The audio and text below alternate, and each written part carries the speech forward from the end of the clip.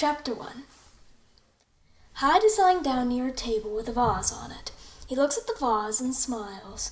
He attempts to tip it over, and it does almost fall when it was caught by Jekyll, who was working a second before. Hyde grunts in disappointment. "Hyde, you know that you're not supposed to be breaking things," Jekyll scolded. Hyde rolled his eyes, rolled over, and exhaled with frustration.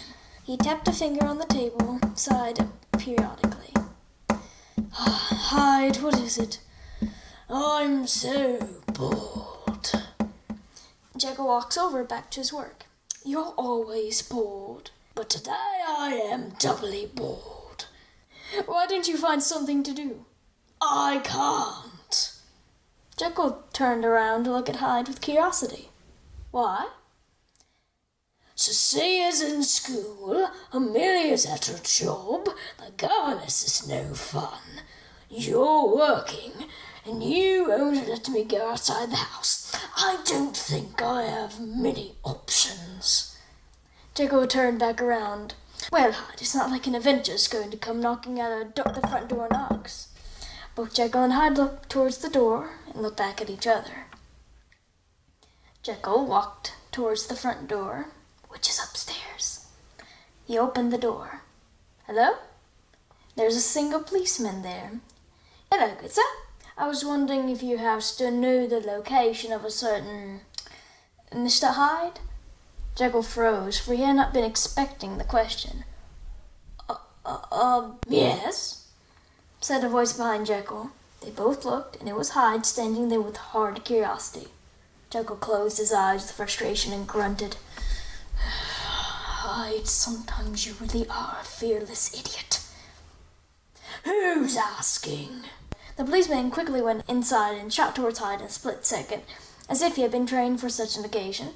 He pinned Hyde down on his back. Hyde, working on reflex, kicked the policeman, swung him hard on one of the walls, and was about to do more when Jekyll shouted, "Hyde, that's enough!"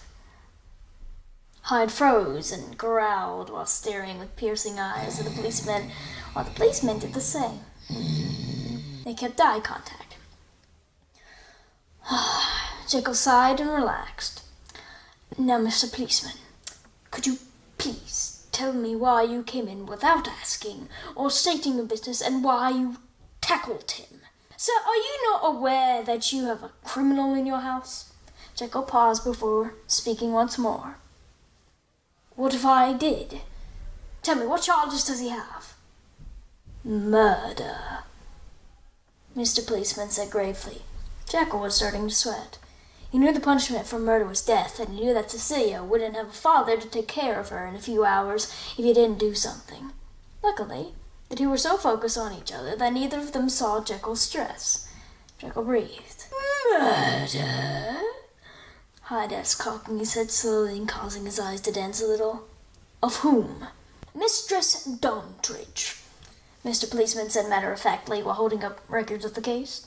Hyde stared at it with growing curiosity. However, Jekyll saw that the playful dancing in his eyes quickly turned to muddled confusion. Hyde looked at Mr. Policeman. "Sir, I have been known to have an amazing memory. And no, I am not going to deny the fact that, yes, I have murdered before.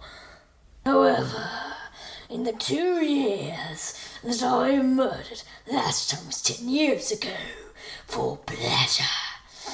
I remember every single one of them, name and all, and I do not ever remember killing a Miss Dontridge."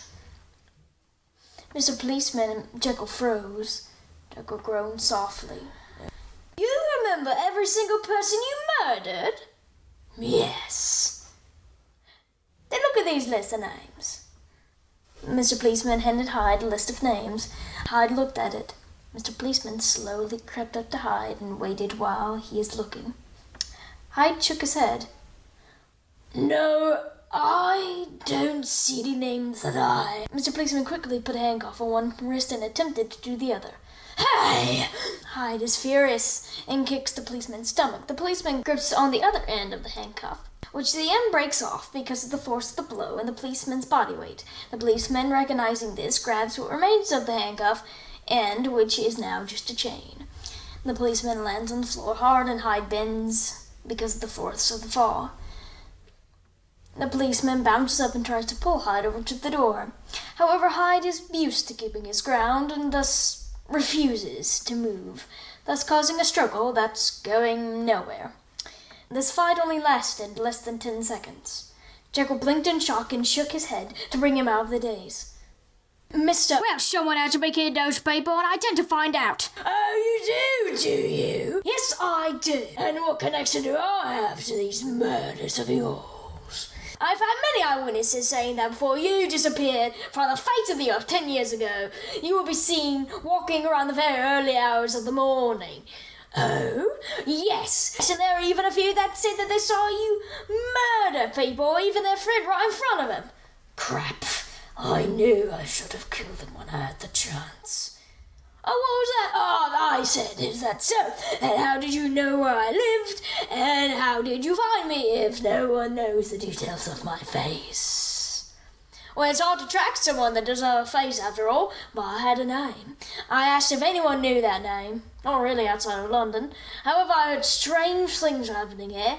So I asked around, and here I am, and I found you. Well, congratulations, Chief. You found me. I'm so proud of you. But how can you charge me for something that I didn't do?